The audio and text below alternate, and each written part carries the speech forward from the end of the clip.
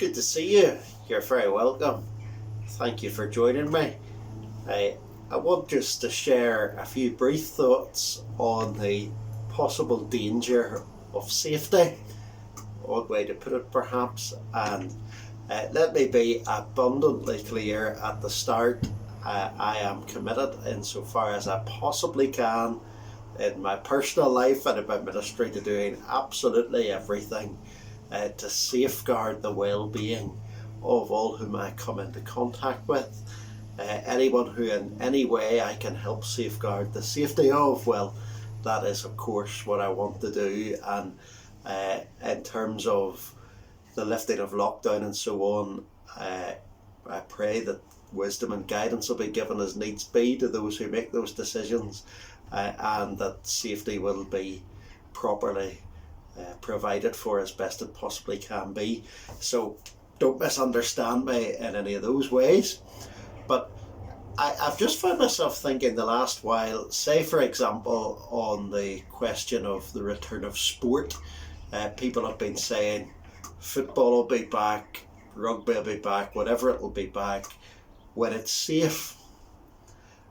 And that really got me thinking. I totally understand what they mean. The sport will come back when it's safe, when it's not going to be likely to cause the further spread of the coronavirus. I totally get that.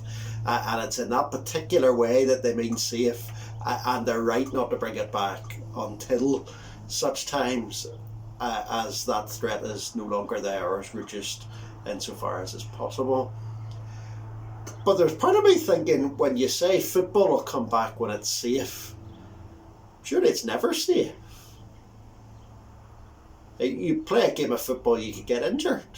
All right, it's maybe not that likely, but it's possible. And you might well say, well, look, it'd just be safer to stay at home, wouldn't it? And for that matter, if you're a spectator and you're going to drive to the ground, or you're going to go to the pub, or you're going to go wherever else to watch the football match, well, if you're on the road, there's a possibility of an accident. Wouldn't it be safer just to stay at home? And then, of course, once you start to think like that, it doesn't just apply to sport, does it? It applies to everything. I might well want to take my wife and children out for the day to the coast at some stage in the future. It'd be a lovely thing to do. But wouldn't it just be safer to stay within our own four walls and not go anywhere? Well, I hope you begin to see what I'm getting at. The safest course of action mightn't always necessarily be the best one, and an absolute obsession with safety might result in us missing out on good things and things that really we ought under God to pursue. It puts me in mind of this Bible verse I'm reading today from the New Living Translation, because I think it brings out the particular point that I want to make. It's verse 4 of Proverbs 14. An empty stable stays clean, but no income comes from an empty stable. Well, you see what's being said. You want to keep your stable clean, just don't let the animals in it. That'll keep it clean. But of course you don't let the animals in it. What's the point in having it? You see what I'm saying there? The safest thing to do might not actually be the thing that's most in keeping with our purpose as human beings and as Christians when we're trusted in the Lord.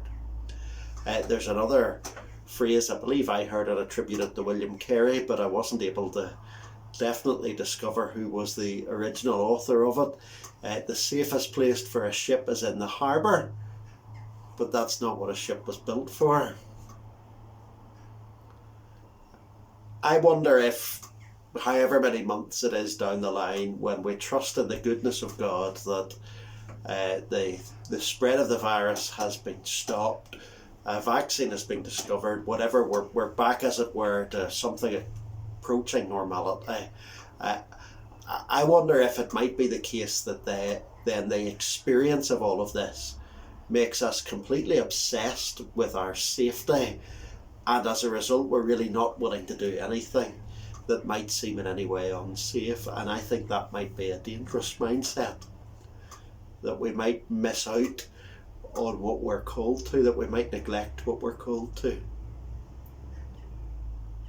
Think of it particularly in terms of the church's calling in the world. Jesus has given us a mission, hasn't he? Jesus has called all of us as his followers to take up our cross and follow him, and to play our part in the bringing of the gospel to the whole wide world. That might not be the safest thing to do, but it's what we were made for. It's what we've been redeemed for by his blood, all of us who've repented and believed the gospel. It's what he calls us to. Might not seem the safest thing, but it's the best. It's what we're all about. It's what our chief end is. Oh, don't at all have a reckless disregard for your own safety or anybody else's. In the present day and age, of course, our right concern for our neighbour's safety is a particularly important part of our Christian witness. But don't let the long-term effect of this pandemic be that it makes you so obsessed with your safety that you miss out on your calling. God bless you.